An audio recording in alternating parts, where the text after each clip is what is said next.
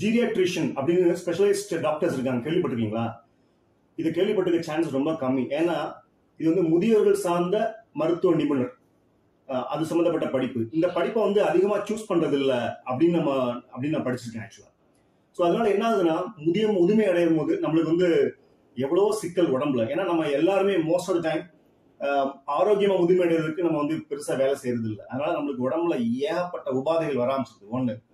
அப்புறம் வந்து வீடுகள்ல எப்படி நம்மளை கவனிச்சுக்கிறாங்க, அது ஒண்ணு. அது 2.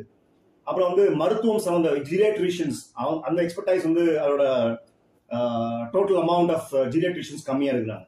ஸோ இந்த மாதிரி. அப்புறம் சொசைட்டில பாத்தீங்கன்னா ஏஜிங் ஆகிறப்போ அங்க ஒரு ப்ரெஷர் இருக்கும், ஏஜிசம் அது பேரு. ஸோ அதனால இது எல்லாமே எதிர்கொள்ளதுக்கு நம்ம தயாரா இருக்கணும். நான் சில இடங்கள்ல பார்த்துருக்கேன், இந்த முதியோர்கள், எல்டர்லி ஓல்டர் அடல்ட்ஸ், அவங்கெல்லாம் பார்த்தீங்கன்னா பேக்வர்ட் வாக்கிங்கை நிறைய ஃபோக்கஸ் பண்ணுறாங்க. இப்போ அதுல கொஞ்சம் அடிக்ஷன் ஆன மாதிரியும் தெரியுது. ஸோ நிறைய இப்போ ஒருத்தர் பண்றதை பார்த்துட்டு நிறைய பேர் இப்போ பேக்வர்ட் வாக்கிங் தான், அது மட்டும்தான் ஃபோக்கஸ் பண்ணுறாங்க, இந்த பேக்வர்ட் வாக்கிங். ஸோ பின்னாடி நடந்து போகிறது, இதில் அவங்க காரணம் கேட்டால் அதில் பேலன்ஸ் டெவலப் ஆகுதுன்னு சொல்கிறாங்க. ஆனால் உண்மையிலே ஓகே, அதில் ஒரு பெனிஃபிட்ஸ் இருக்கலாம். ஆனால் ஏற்கனவே வந்து பேலன்ஸ் ரிலேட்டடான பிரச்சனைகள் நிறைய இருக்குது. அதுக்கெல்லாம் வந்து அந்த பிரச்சனை தீர்க்கிறதுக்கு ஏகப்பட்ட ஸ்ட்ரெச்சிங் தேவைப்படுது, ஏகப்பட்ட மூவ்மெண்ட்ஸ் தேவைப்படுது, little bit of weight training தேவைப்படுது. இது எல்லாமே ஒரு கம்ப்ளீட்டாக ஹோலிஸ்டிக்காக இருக்கணும். வெறும் பேக்வேர்ட் வாக்கிங் மட்டும் நம்ம வந்து ஃபோக்கஸ் பண்ணால் பேலன்ஸ் வந்து டெவலப் ஆகாது, அது மட்டுமே பத்தாது. சார்கோபீனியா அப்படிங்கிறது வந்து நம்ம மசிலோட சைஸ் இருக்குல்ல, அது வந்து ஸ்ட்ரிங்க் ஆகும், கம்மியாயிடும்.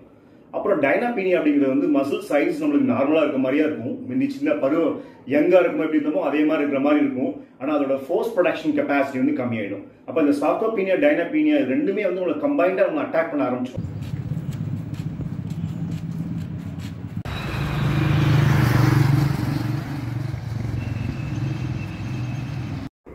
ஒவ்வொரு மனிதனுக்கும் பிடித்த வாழ்க்கை முறை, பிடித்த மருத்துவ முறை, இது மூலமா ரொம்ப நாள் வாழணும், நல்லா வாழணும்னு நினைக்கிறாங்க.